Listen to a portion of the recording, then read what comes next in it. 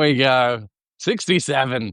All right. Welcome to another episode of Draw Me Anything. My name is Jason Chatfield. I'm a cartoonist in New York City, and this is a very special episode. I've been really excited about this because I have a very special guest with me today. This particular Substack, I know there are some people who are tuned in right now. We've got about 100 people on the stream who may not be familiar with my work or the things that I do here, but I share tips on the creative process and insights and tools and tips and all kinds of things, which would stand to reason as to why I am so deeply in admiration and obsession with the work of our guest today. Our guest today is a New York Times best-selling author and artist of three of my favorite books. The first is Steal Like an Artist. The second is Show Your Work. And the third is my favorite one of his, which is called Keep Going. And the subtitle of this particular book really kind of hit me this year because it's 10 ways to keep going in good times and bad. So without any further ado, I would like to introduce you all to my guest today, best-selling artist who writes, writer who draws.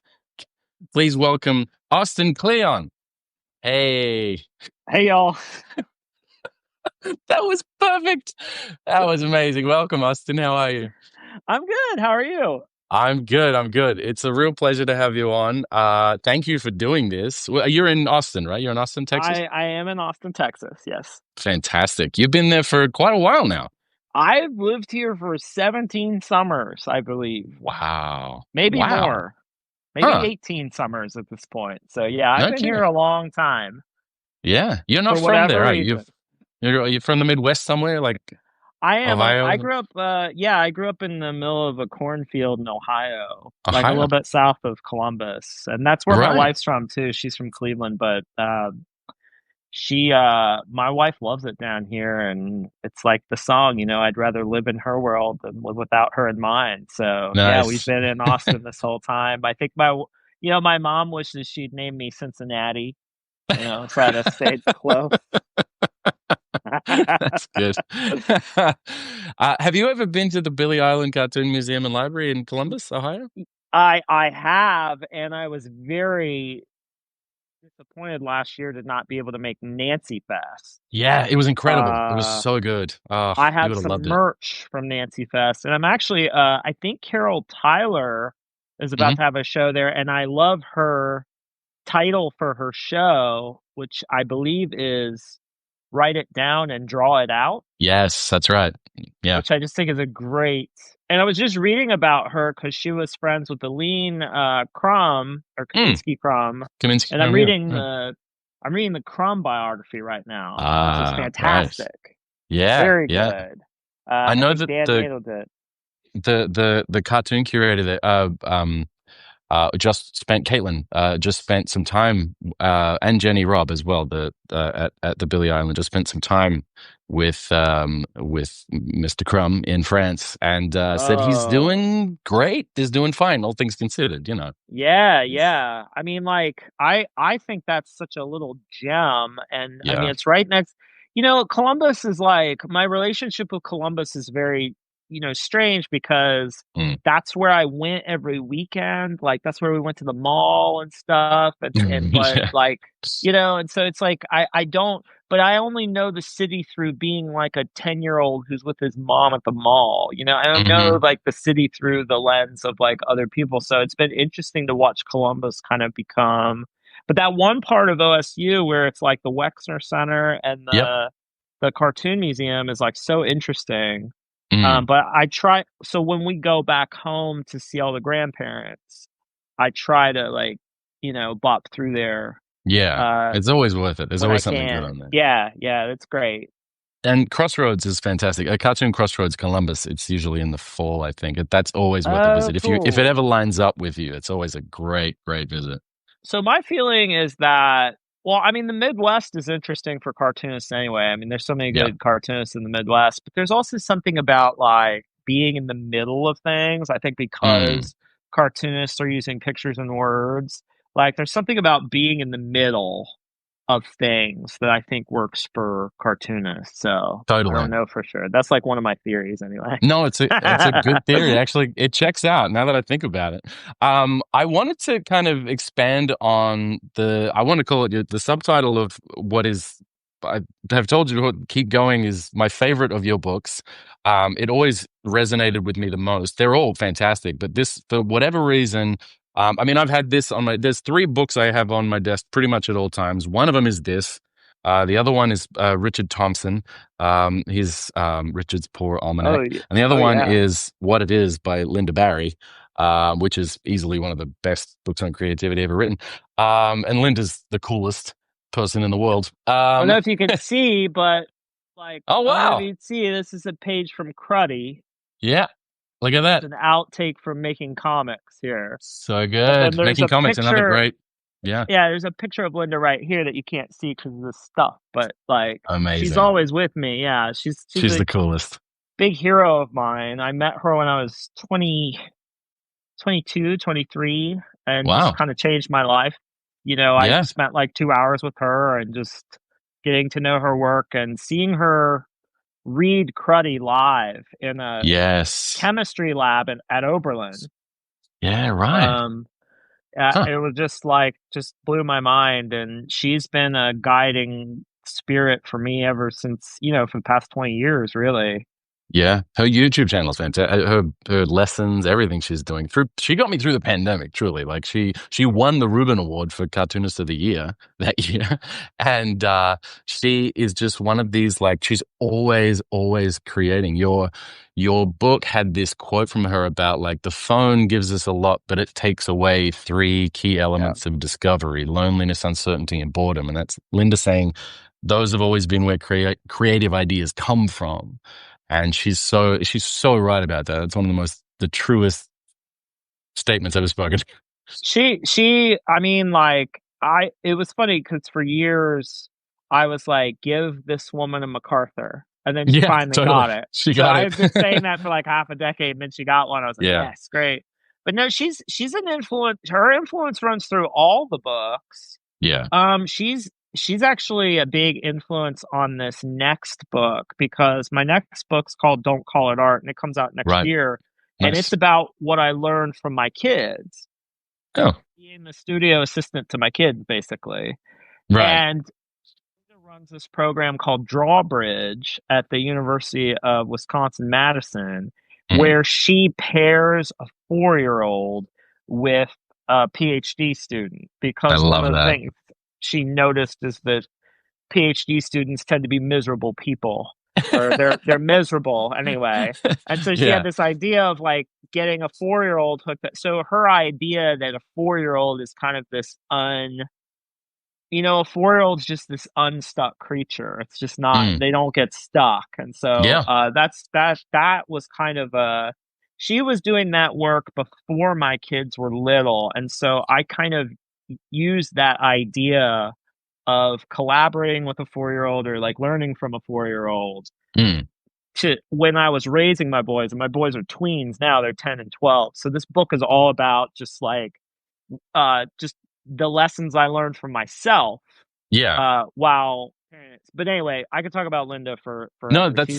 I mean, She's I she's love that idea.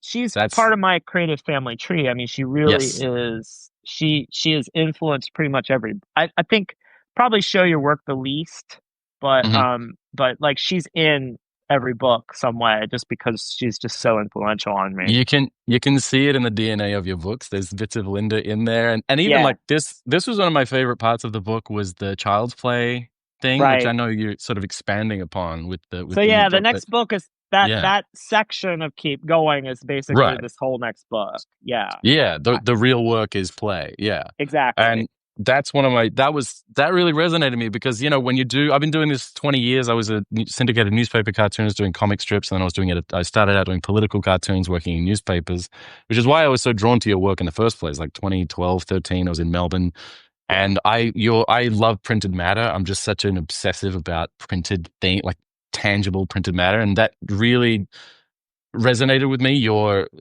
sort of love of that, and it really comes through in everything you do.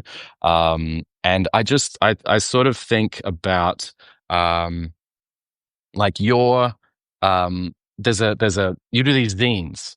You do Yeah, these great yeah, printable zines like Read Like an Artist is a great right. one. If anyone has seen, go on to Austin's Substack and get the or website, just go Read Like an Artist.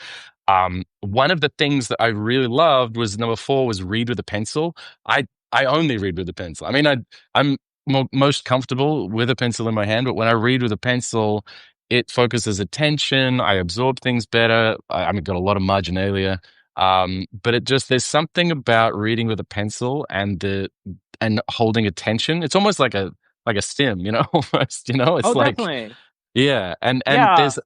there's a theme in your work about attention and focus, like uh, being able to focus on the things that you actually want to focus on, like your attention being the most valuable thing you possess, which is why everyone wants it so much.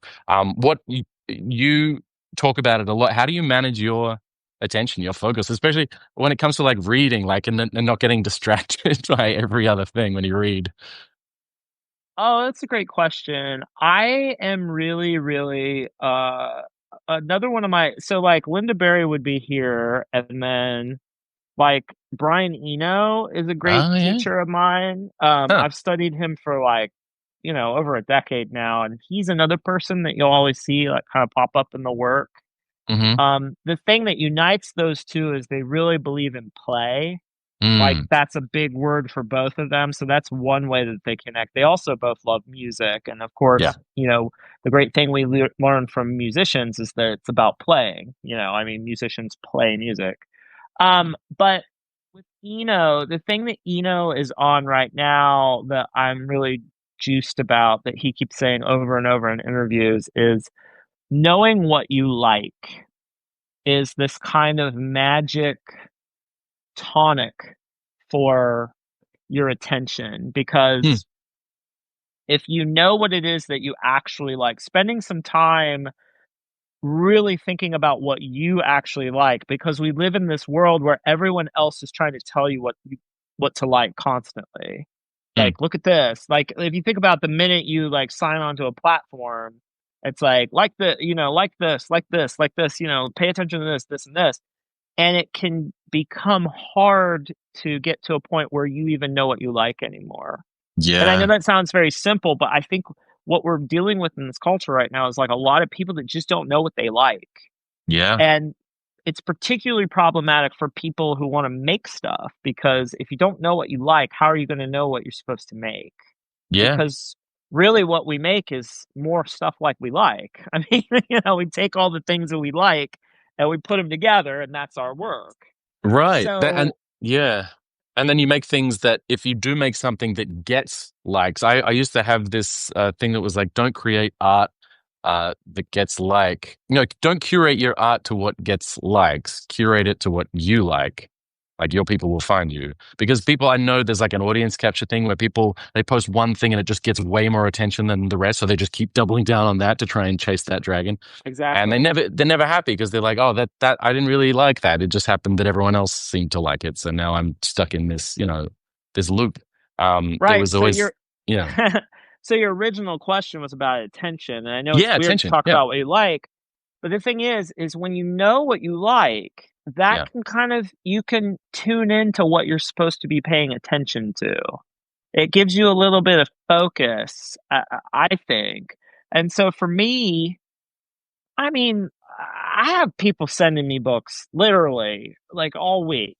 yeah, I have, yeah. because I have this newsletter that lots of people read. And so Sure. I'm always getting emails. There's lots of stuff that I should like, or that people think I'm going to like. Yeah, But only even now, even though people read me and they think they know what I like, only I actually know what I like. Right. yeah, And so my reading life, for example, is so much richer when I just focus on what I really, really like to read. And I yeah. know that sounds really simplistic, but the more I focus on what I actually like and ask myself, Right. what is it that I like? The easier it is to pay attention, because you're actually engaged with stuff that lights you up. Kids Yeah. don't have this problem. No, they Kids don't. know Kids know what they like. They Yeah. especially know what they don't like, and it's what their dad likes. They don't like that, Right. right?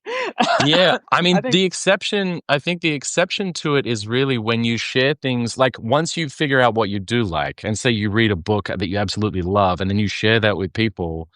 I remember you writing in, I think it was in Keep Going, about when you share your favorite books, you meet people who love those books too, and then they'll give you even more to read, other things to kind of read. But again, they're kind of basing it on, well, if you like that, you'll like this. It's like the original human algorithm. But I think that's the comp is that it's like, well, you find your people or they find you, and then you all kind of like the same thing, and that's kind of the key to that microcosm. getting beyond surface stuff Yeah, of what right. like a lot of people are like, oh, you'll like this, it's hand drawn and it's got doodles in it. And I'm like, what? Like what? Oh wow, she like, oh, it's handwriting in a book. Wow, yeah, I love Yeah, that. You know what I mean? totally. But for me, like one of the things I'm completely jazzed on right now is I'm Hmm. really obsessed with the moment where a form and a subject meet perfectly. So, Mm. for Hmm. example, I love this book called My Bridge that Guy Delisle just put out. Huh. Okay. Because it's My Bridge is like the perfect subject for comics because Right. he had this he's making this work that's almost like a comic. It's taking these still images of animals and showing motion, Right. like um so it's like kind of this perfect match. It's the same thing happened with the Brian Eno documentary. Gary Hustlet did this generative documentary that's like different every time, and it's that Right. perfect. But that's the kind of stuff I get off on more than like something that's like a style. Yeah. And that's Yeah. internal. That's like people might not know that that's like a passion of mine. That's what I really like, and you know what I mean. Right. So it's like one of those things where you have to just know what you like, what you respond to, and like, because there's lots of stuff that, there's, one of the easiest ways you can set someone up to not like something is to talk about how much you think they're going to like it. I I know. mean, Totally. that's the other Yeah. thing. Yeah. But no, I think that like really cultivating what it is that you like, because that was something being around my kids. I was just like, God, what a beautiful thing to just know what you like. Because Yeah. I think people think about kids and like, oh, they don't have any taste. They're just kids. I'm like, it's the opposite, dude. They know exactly what they like and they want more Yeah. of it, Yep. And so like my kids just were very like, I don't like that. I like that. It was almost like a executive, like, that sounds, they were very, and I loved it. I was just like, oh Yeah. God, this is such a different way of like experiencing things.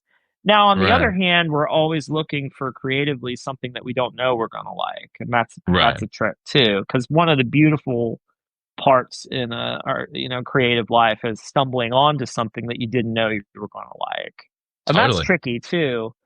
But yeah, I think with the attention, it's just, are you spending time with things that you truly, truly light you up, make you Right. feel alive, activate some part of you? Uh, I think about this a lot. Attention is easy when you're in love with something. Yeah. It's easy to pay attention to something you're in love with. And discipline is easy when there's desire. Like the showing up, paying attention to your work. If you really love your work, it's pretty easy to show up for it actually. Yeah. I think. I think the more in love you are with your work, just the easier it is to show up and be in the studio. And Yeah. so And does enjoy it. Yeah. yeah, so we're all of these things we're talking about is about attraction and like and desire and all that kind of stuff. Is you do sort of have to be in love with what you're doing for a certain extent. Hmm. I Yeah, think. no, I think that's true. There's a mountain climber. I have, in my commonplace book, I have a lot of around that theme of like trying to find creative fulfillment, but also just like disappearing into your work and going into the zone such that you lose time. Right. Um, is there's a mountain climber, Alex Lowe. He says the best climber in the world is the one having the most fun, Yeah. and it's And it's just yeah, it's that.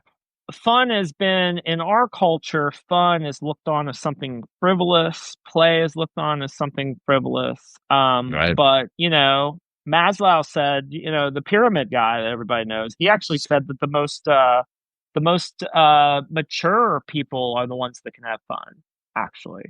that Yeah. the human capacity for fun, it's actually a process of maturing enough that you can have fun again. Because like when you're a kid, you know how to have fun, and then you Yeah. kind of go through this rough adolescence where you're trying to like integrate with the world. It's like, oh, I'm not supposed to have fun anymore. I need to be an adult Right. or whatever. And then Mhm. hopefully you get to the other side where it's like, oh, I can have fun again because that's what makes life. I think a lot of artists are people who didn't lose their sense of play, Right. or didn't have it beat out of them somehow, or they were just like weird enough that they couldn't do anything else, Yeah. like that Yeah. they weren't capable of being in the I real think that was world. me. Like, I mean, I really think we discount some of this. I mean, I've studied a lot of artists, and a lot of them, it's either the street or doing their art. I mean, there's Yep. not really much in between. I mean, they're Yeah. some of the greats. So that always used to confuse me because people would say, if you could do anything else, do it. Like, oh, it's so hard to be like, if you could do anything else, you could do it. And I used to think, well, I could do anything. I could be a doctor. I could be a lawyer. That's easy. All you do is go to med school or law school. There's like a steps you could follow with that. Like I could Yeah. do that stuff. But then I was talking to this. I really like her books. Her name is Beth Pickens, and she's an Oh, art coach. that's chickens. Okay. And what Beth says is that artists suffer when they don't practice their art. So Yeah. artists are people who their life is less when they don't work. And the minute she gave me that description, I Yeah. finally realized, oh, that's what it is. Can't do it's not that I can't do anything else. It's that my life suffers when I'm not Yeah. making stuff, when You I'm not can't puttering not do around. this. Yeah. Right. I could not do this, but I would be less of a person. Yeah. I would be less activated in the world. And once it was like a key that she gave me of self, I Hmm. suddenly thought, oh wow, yeah. Like an artist is a creative person is a person whose life suffers when they're not doing their work, when they're not Yeah. spending some time on their work. So I used to think Yeah. when I was That's so like, true. when my kids were little, I used to think, well, the way to be a really good dad is to just be around all the time and to like be there for them and to take care of them and all that, whatever. Eventually, what I realized is the way for a creative person to be a good parent is to make sure they get some time in the studio Yeah. so that they can spend some time with their stuff so that they can be present when they're with their kids. And it's Yeah. impossible and it's really hard. But if you don't can't be where you really want to be at least part of the day, you're never going to be able to show up for the people in your life, right? If you Yeah. don't show up for your thing, Yeah. Then you're um, not going to show up for your family and friends and yeah, loved ones. Yeah. yeah, exactly. So I I think always this thought of is it a as a, really, people feel like they're being selfish when they spend time on their creative work. It's like, oh, mm, well, I'm not saving the world, or I'm not, like taking care of my kids or whatever. And it's like, think of it this way. You're showing up to your work and giving it a little bit of time so that you can feel more alive inside so that then you can show up for other people. You can be a yeah. functioning person in the world when you're not in the studio, is how I think of Yeah. it.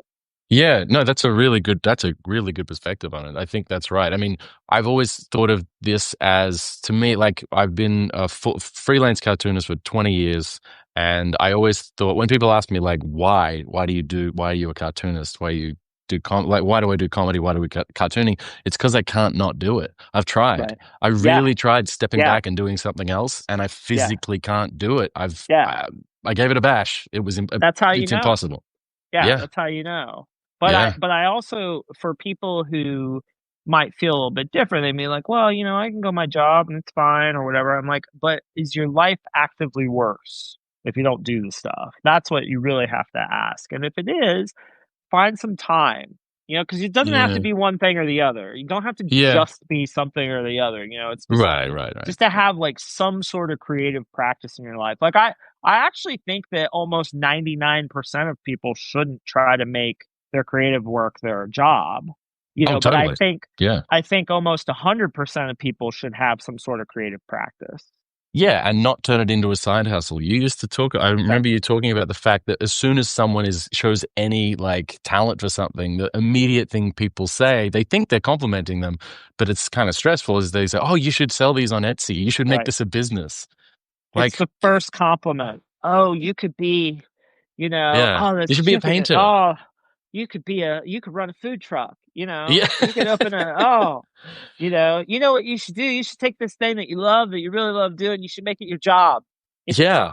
God forbid you just enjoy it and that's why you Right. do it. Yeah. Yeah. And I Yeah. think that comes from our American kind of, well, I don't know how Sure. it is in No, it's other true. It's very countries, American. but it's It like a is. very American thing is to Yeah, like, to just monetize anything that could be totally. monetized. And, we're very bad at hobbies. Um, I read this George Orwell piece one time about Hmm. hobbies, and he was talking about the English and their penchant for like having a pint and like doing gardening and Yeah. like puttering and tinkering and like he said that he felt like the British penchant for hobbies helped them resist fascism. Like he's Wow, writing really? this in the 40s. Yeah, he's writing this like wartime. But he Wow. felt like people with hobbies were able to resist fascism more because they were able to spend time alone. They were able to spend time like individually kind of Hmm. just occupying themselves. They didn't need some sort of demagogue or just some awful person to tell them what to do because Yeah. they had something to do with themselves. And Autonomy. so I think Yeah. something that's happening in American culture is nobody has any hobbies anymore. And so they're just looking around for like tell someone to tell them what to do. So I Yeah. think that's part of it. And I think that Yeah. some of the rich, I think I have another theory that like Elon Musk, he just needs some hobbies. Like he really is a person that like he just needs to get Yeah. into woodworking. Like he needs to spend some time not Yeah. trying to ruin my world. Like Yes. That's his he's hobby. like that's his hobby is to just like Yeah. ruin my life, right? Like these guys need Totally. hobbies. Like no one who's 80 should be president either. Like that's when Yep. you're supposed to be in your workshop, like making a Yeah. rocking horse Painting or for your something. grandkid or something, right? Yeah. Yeah, exactly. Well, like I So, remember Churchill famously painted, and that was his hobby. That was his way to get out of the insanity of what was happening in his life. But he talked about it. He said if he didn't have it, he would have gone absolutely insane. oh, absolutely. Yeah. And I think like that vision, they used to call that being a Sunday painter, Right. but that became a pejorative, right? And I think what we Mm. need is we need to go back to that. I would love to see a culture in which Austin's an interesting city because pretty much everybody you meet Mm. has a job, but they're really a musician or they're a Yeah. Right. sculptor or something. That's traditionally, Yeah. if they've been able to stay here, if they haven't been priced out. Right. Same with New York. um, Yeah. Right. what's weird about the city right now is you have all these tech people moving in and they don't have a life. Like because that's all they're just tech people. And Right. so that's kind of like some of but my theory about all this too is that the more digital life kind of takes over, the more people are just going to hunger for this stuff. I Like think so.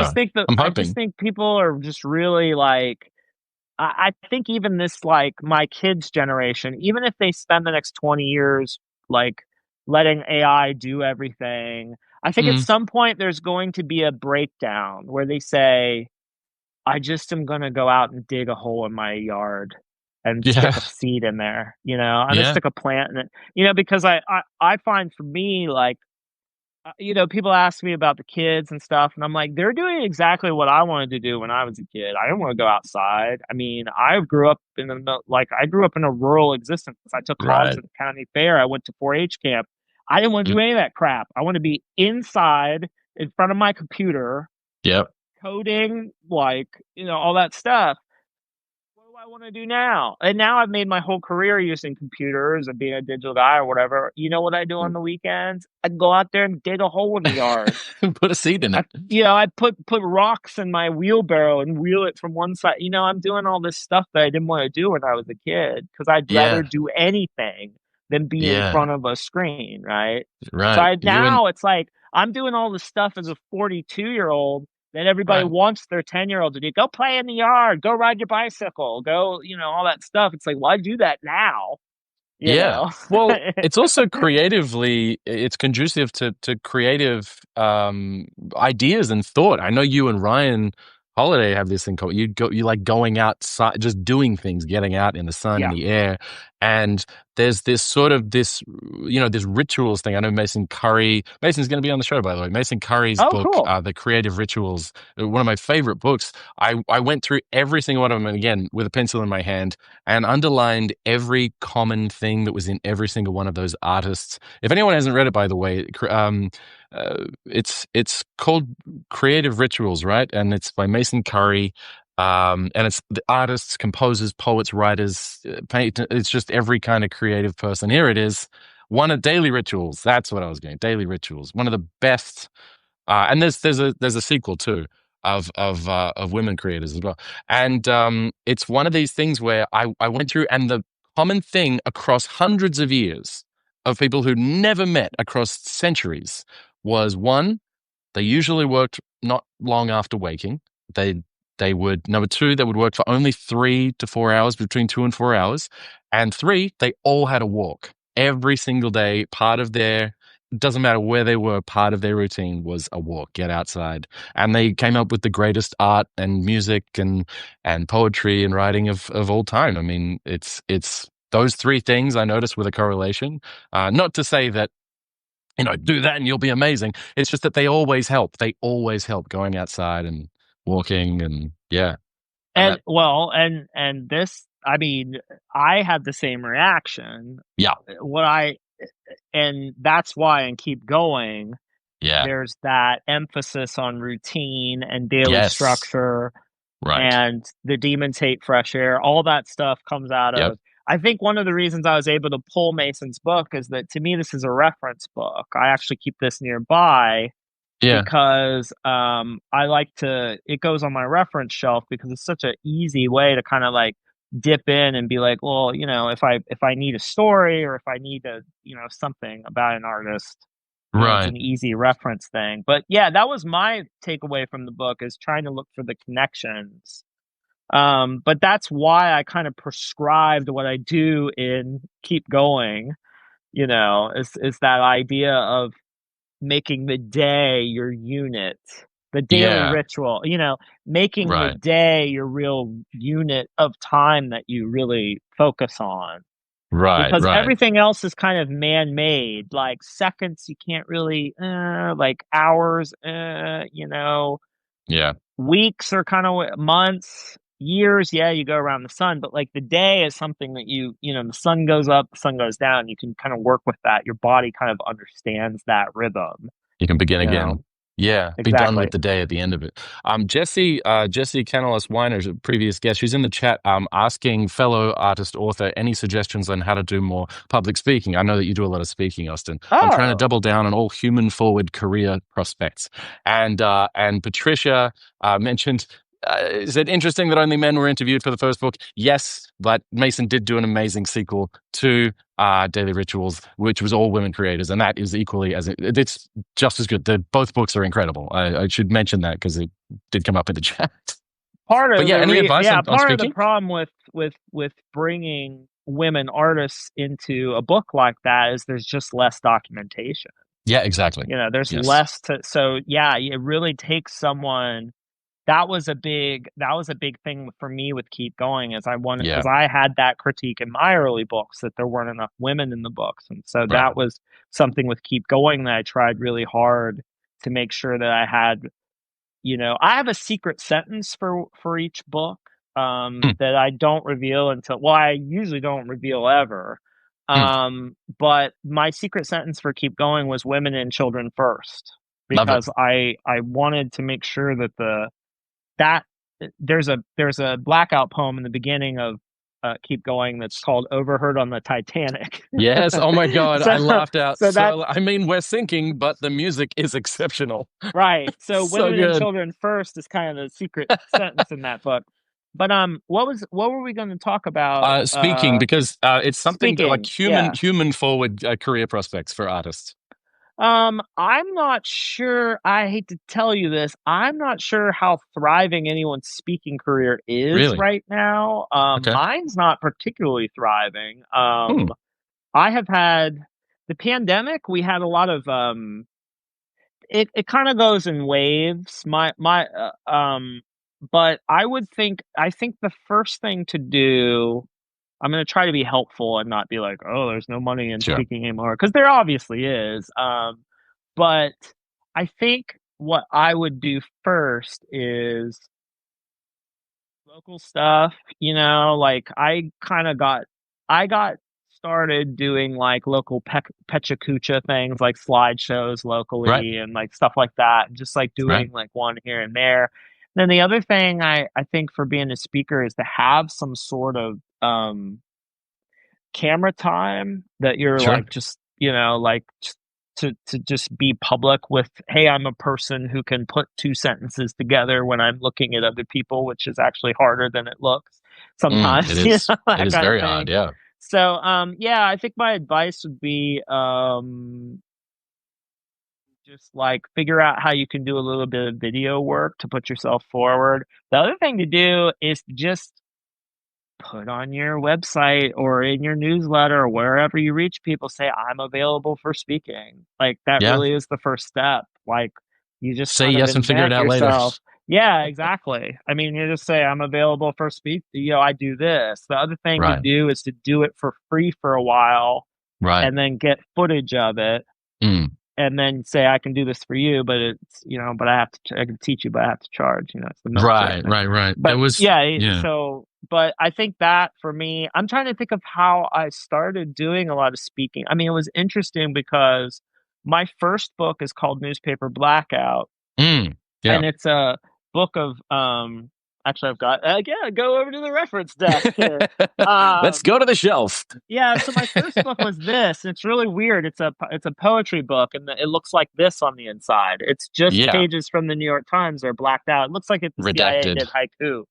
Yeah. Yeah, and the interesting thing about that book was that it sold okay for a poetry book, which is why poets keep their day jobs.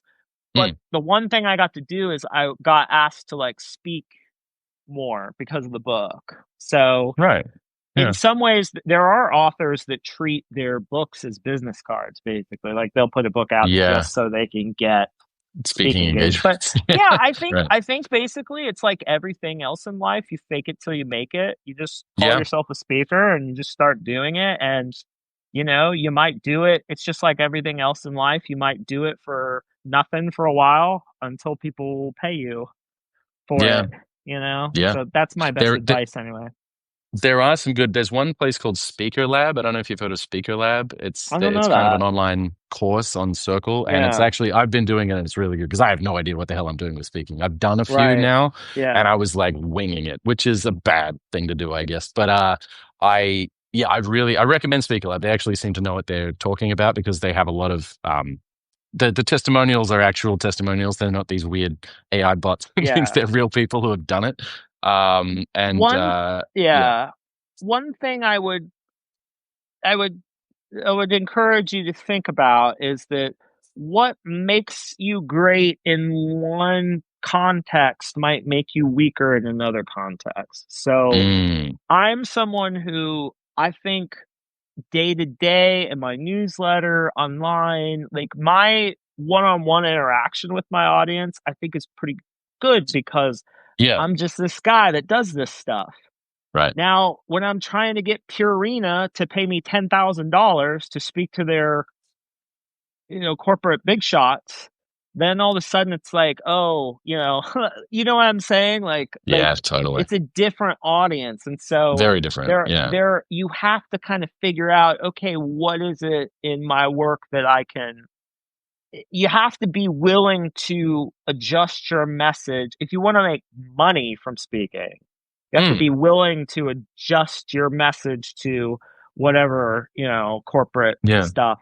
If you look Right. at my, like so it's tough, but the speaking stuff is like I always treated it as just like an auxiliary thing. I never really Right. thought of it as the but I will say that one of the most successful speakers that I know is a guy named Edward Tufte, which if you're watching this is he is kind of the information design master. He did these Oh, self-published books in the 80s, and up until now, where he like took out a mortgage on his house and self-published these books and has sold millions of copies of them. But he wow. tours like the Grateful Dead. So what he does Really? is he books a Hilton in Austin, a Hilton ballroom for the day. A truck brings in a bunch of his books on a pallet. People pay $500. They show up for the day, and he does a whole day long presentation. You get a copy of all the books, Right. and he does this in house talk. And a lot of people get their continuing education, their people to pay for it. And he Right. cleans up. I mean, I would guess that he'd make anything from $50 to $100,000 in That's one incredible. like event, Wow. because it just sheer, if you think about how many people go to his events and what they pay. Yeah. Now of course there's a lot of overhead just from the truck and the AV setup, but think about what you want to do and who you want to speak to, I guess is what Hmm. I'm coming around to, because I think that there are a lot of people there in the position where they could do that kind of thing. They could show up in a city and they could do a 2-hour workshop or a hang that people would pay. I mean, I don't even know what I would pay to be in a Right. workshop with Linda Berry for the day. I mean, it'd be a lot, Yeah, you know? I Like, take all my money. I yeah, don't care. I would exactly. do it. But That that's was the kind of Edward R. thing. Tufte, wasn't it? Edward R. Tufte. Tufte. Ed Thanks, Blue, in the Tufte, chat. Tufte, and his books are TE. Yeah. incredible. Right. But that was cool, hanging out with Edward and kind of getting That's and so his cool. thing was just like he wanted to be like the Grateful Dead. So don't necessarily feel like you have to have a speakers bureau and you have to get all this stuff. It's like, well, all you need Right. to do is have people who want to pay you to hear what you have to say. Yeah. So Right. that. Sorry, I didn't mean to take up so much Not time at with all. that, No, but no, it was, that's really that's honestly yeah, that's really good information for me. I'm so new to it all. That's for everyone listening as well. That's so useful. sort of. The thing that I love doing on these is because it's live and we have a chat. And it's called Draw Me Anything. People can kind of just make little suggestions. I don't draw everything in the suggestions, but I like to. But for the rest of our little chat, we've only got like 15 minutes left. I'd love to Okay, switch our cameras around and still talk, but just doodle away while we're talking. Is that okay? Is that something cool. we can do? That's fine with Yeah. me. Yeah. Okay. So I'm gonna flip my camera. Um, I wanted to because there were two things that I just before we finished that I wanted to talk to you about, and it's pertinent to well the reason you said I wrote that but when you wrote Keep Going, you said I wrote this book because I needed to read it. And you were saying at the start of it that you wake up every morning, check the headlines on your phone, feel as if the world had gotten dumber and meaner overnight, and everything got better for you when you just made peace with the fact that it might not ever get easier, and Right. that creative work is hard and life is hard and art is long, and I just wanted to kind of, coming back to there's a Indian comedian named Varun Grover who said the worst time to be an artist is the best time to be an artist.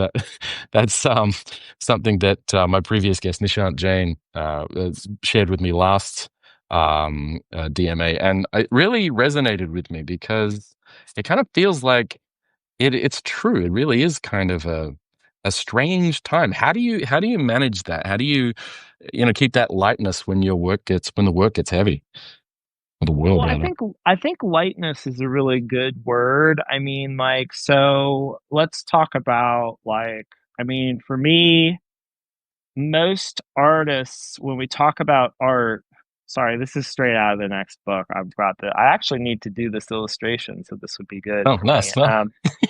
I think most people, when they talk about art, they think of it in terms of tragedy. And what I mean by Mm, that is if you think about the way a tragedy is structured, a tragedy is about a very special person with a gift right. who struggles and fights against the world. Okay, they have some sort of great battle with the world, trying to shape the world into their image or whatever. Hmm. And then they have some kind of fatal flaw, Right. and in their success is basically their undoing. So, like Mm, So success is undoing, and it ends with blood or a funeral of some Blood or kind. a funeral. Right. So if we think about classical tragedy, that's someone like Oedipus or something, right? You know, or Right. whatever. But like, if you think about the way art is talked about, how do we tell the story of many artists? Well, they're Right. these superhumanly gifted, talented people, and then the world doesn't want to hear what they have to say, so they have to fight and struggle and make their art and blah blah blah, and Right. then it takes a great toll on them, so they have to shoot up heroin or whatever, and then like Yeah. when they get success, they get rich and they drink themselves to death and they die at 27 or whatever, Right. like that's very much a cartoon. I know that's overdone, but like it's very much a cartoon version of Right. like what the story of art, how it's told. Right. Yeah. Now that's also the story of innovation in America. Mm. Oh, he's a special person, and he's has these great visions and struggles, but oh, he does huge amounts of ketamine, and like we see how this is going, right? There's no way that Yeah. this story ends well for this guy, right? Right. Right. So okay, so that's tragedy. The way I think the model I like with art is the comedy model. Okay, so let's Right. think about Okay. what a comedy is. A comedy is about an ordinary person, just a regular person, maybe even a lowly person, like Right. in the world. And what they do is they bumble. They bumble around, they fumble, they get into, they bumble, they fumble, they improvise, they get Right. into, but their fatal flaw, they don't really have a fatal flaw. What they have is their wits. Right. Right. Okay. Yeah. And there is no success in a comedy. There's just failure after failure, Yeah. basically. But Right. what happens at the end of a comedy is drink, is celebration, a wedding, right? Right. People coming together at the end. And Yeah. so I think comedy, this comes from a book I read called The Comedy of Survival Hmm. that I read. It's a really obscure book by this guy named Joseph Meeker. But I think Okay. that comedy provides us with an alternate way of thinking about creative work, because to take a comedic approach to art and creativity is to accept yourself as an ordinary person that Hmm. gets into trouble, gets in over their heads, but Right. relies on improvisation and their wit, and more importantly, what did we talk about earlier? Play. Play. And they know they're going to fail over and over again, but they keep like kind of bumbling and fumbling around. And then at the end, their job is to bring things together, is for Hmm. there to be some sort to bring things together. So that's for me. Hmm. Uh, and the interesting thing about comedy is that comedy is not just for um fun, happy times. Like comedy is a survival mechanism, It is. Yeah. basically. So for me, it's like Mel Brooks is really good about this in his memoir. He's like, if you have a sense of humor, you can get through things. So during the Yeah. pandemic, the artist Nina Kachadorian introduced me to this book called and that book, if anybody wants to check it out or go on my website, it's called The Comedy of Survival Okay. by Joseph Meeker. But the other book I want to talk about is Survive the Savage Sea. It's by this guy named Dougal Robertson. Okay. And what happened was he and his family started sailing around the world, and they got attacked by like a killer whale, or I don't know, something. They capsized. Basically, Huh. his family was adrift on the ocean for like 30, 40 days, and they all Right. survived. And so Huh. Survive the Savage Sea is this memoir about their time together. The artist Nina Kachadorian told me about this. This is like one of her favorite childhood books. Yeah. Nina's in Keep Going. She's the one who does the seat assignment stuff on the Oh, yeah. airplane. Yeah. Yeah. Yep. Yep. Um, so everybody should know She's so Nina funny. because she's amazing. So Fantastic. Yeah. in Survive the Savage Sea, what people ask Dougal Robertson, what is the thing that like helped you survive the situation the most?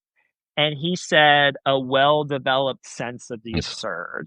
Like brilliant. he was like, if you can kind of cultivate this sense of the universe is absurd, Yeah. and it gives you this sense of humor that allows you to get through these just like unbelievable, situations, basically.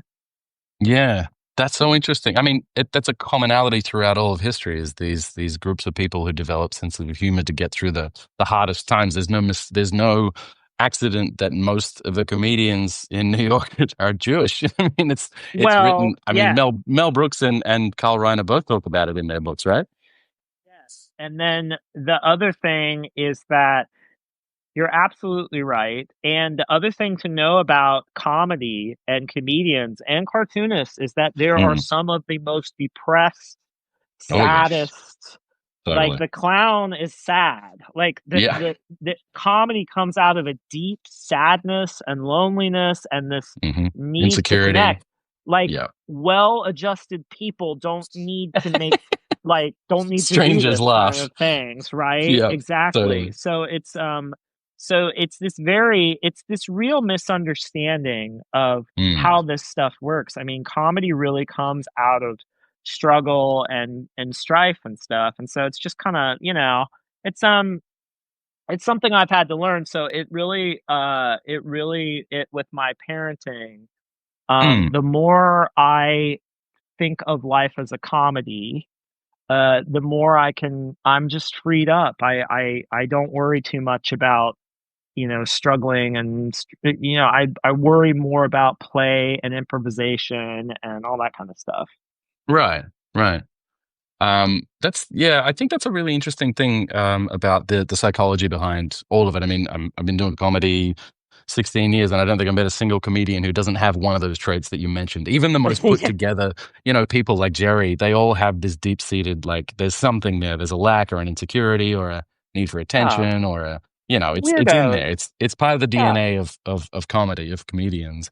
absolutely. But I think that's the thing that makes it work though. I think that's the secret sauce that makes it work. Unfortunately, there aren't a lot of well-adjusted people doing fantastic comedy.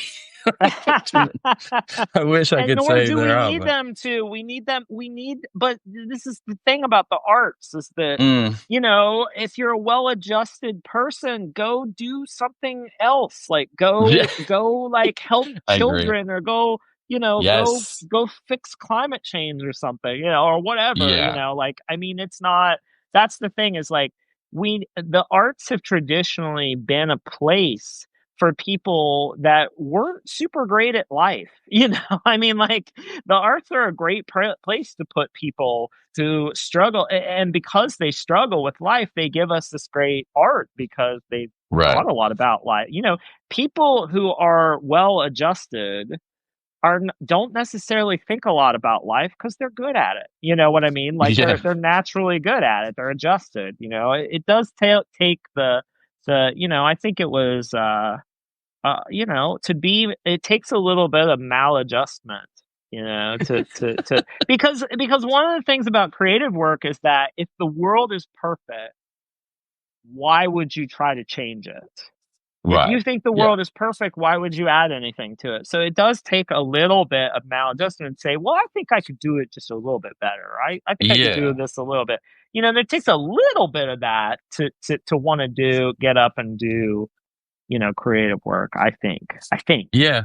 that's A my theory. discontent with the way things are with the status quo. I Yeah, think that's true. absolutely. Um, I think that's a big, yeah, part of it is just seeing the world as it is and thinking that you can maybe, yeah, have a stab at it. Before we finish up, we've got about 5 minutes left. I wanted to just quickly touch on something that I got to meet Christoph Niemann at the New Yorker's 100th anniversary covers exhibition at the French Alliance, and I was like, I met a lot of people, but for him, it was like a Swiftie Oh, I meeting love Taylor. him. Yeah, I He's love amazing. Christoph. I mean, he's one of the best. And he said, relying on craft and routine is a lot less sexy than being an artistic genius, but it's an excellent strategy for not going insane.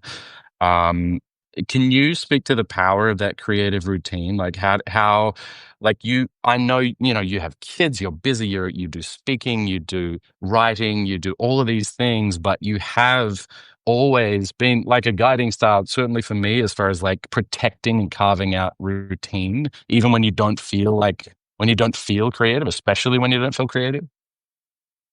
So I just think it's simple math. Like Right. one day doesn't feel like much, but 1 week, look at how much and then if you do 1, 2, 3, 4, 5, 6, 7,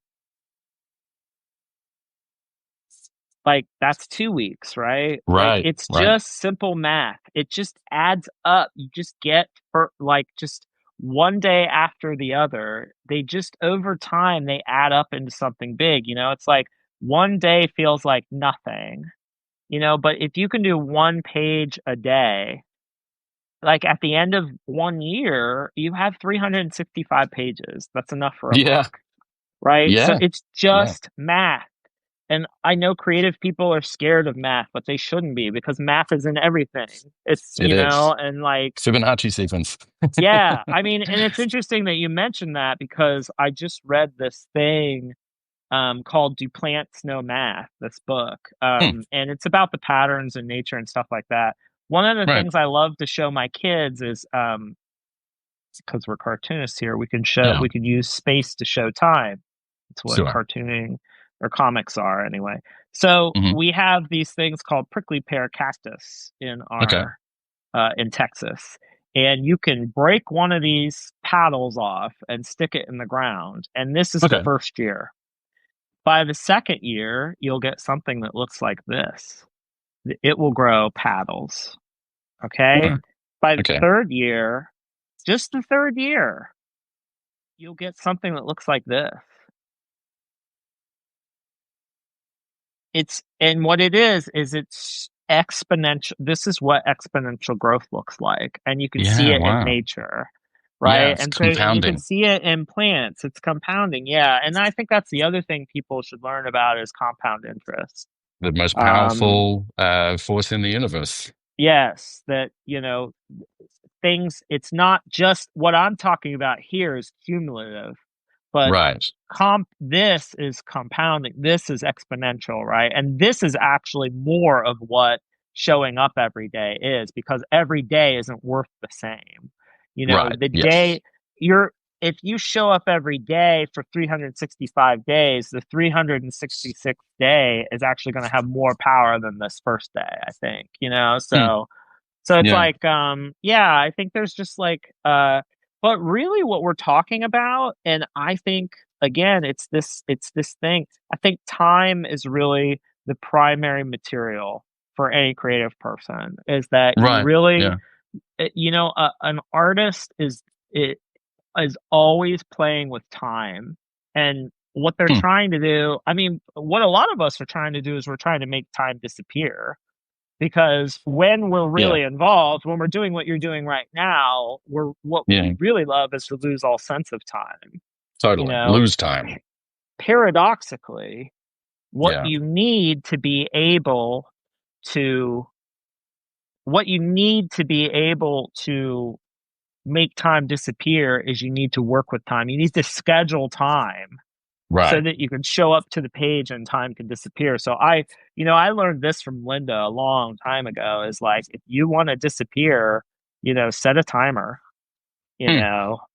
one of the So it's most novel. Yeah. powerful, yeah, one of the most powerful tools in an artist's arsenal, I think, is the simple timer and Right. calendar, right? So you Yep. block off an hour, tomorrow. You Hmm. block it off on your calendar where no one can get to you. You find an hour and then you sit down at your desk and you set a timer for 60 minutes. Yes. And then you see Can what I show you? happens. You don't do anything else. This is above my desk. I don't know if you can see it, but this is Oh, my cool. I It's like use like it's we called had in Time school. Timer, and it's Ooh, look at basically that. yeah, and I time myself on pretty much everything, just not only to measure how long it takes me to do stuff and measure my time blindness, my predictable, knowing how long something's going to actually take to work, but also it does make it. You do lose time, ironically enough. You really immerse yourself because you know that for that amount of time, that's the thing you're meant to be doing. You're not meant to be doing anything else. Yes. It separates it out a bit. And this timer honestly changed my entire working, like, and it makes a noise at the end, and Yes. I love it's that. so I good. love that. Yeah. It looks so old school. I love it. Yeah, I mean, it is. It's been around. These time timers have been around for a long time. Austin, we have hit the 1 hour mark, which means I am going to reveal a bit of a surprise for you before we go. Uh-oh. Um, I don't usually do this, but I'm a big fan of yours, a big admirer of yours, and so I needed something to draw Oh, I uh, love that. my warm-up sketch today. So I decided to make you my warm-up sketch. I was gonna write "Hey y'all" up here, but I left it. Beautiful. I love Um, that. I'm glad you like it. Thank you. You're very fun to draw. You have a great face for art, which is good because you're an artist. Actually. Well, thank So you. it works very well. I'll mail it to you in Austin. But I have had the best time talking to you today. I could talk to you for hours and hours and hours. This is my favorite topic in the world, and I know everyone in the chat's been so great today. Everyone's been throwing in their insights and sharing some of these books that you've recommended. I'm going to do a wrap up of in the replay tomorrow. I'm going to list all the books that you recommended in this chat because there's Awesome. been some really, really good ones, as well as some ones that we talked about, including Keep Going and What It Is. I'd be derelict in my duties as an author if I didn't plug my book, which is out now. You're Not a Real Dog Owner Until realdogowner.com. But I am so grateful to you, Austin, for your time and insights and everything today. I learned an insane amount in a very short amount of time. And you tend to do that. You tend to do that. So thank you. Well, I thank you. This is really fun for me. And any chance I get to talk and draw, that's my two favorite things. So Absolutely. They're the only two things I have. So that's right. It's all I've got, folks. This is it. yep. This is what you see. I do think that's really funny. Sometimes people say, "How do you do so much?" I'm like, "But this is it. There's nothing Yeah. else. Like this is because I got nothing. Anything I show you is what I've got. That's it." Yep, that's it. Exactly right. All right. Well, thank you so much. I'm going to let you get on with your day over there in Austin. Thank you to everyone who joined in. We had nearly 560 people. That's crazy. Thank you all so much for joining us. We'll post the replay tomorrow, and we'll see you on Friday, 11 a.m. with Ann Telnez from the ex-Washington Post Pulitzer Prize winner for 2025, Ann Telnez. So Cool. it's going to be really fun chat. But thank you again, Austin. Austin Kleon, thank you very much for coming on Draw Me Anything. Thank you, Jason. This was fun. Cheers. All right. Thanks. Thanks, everybody.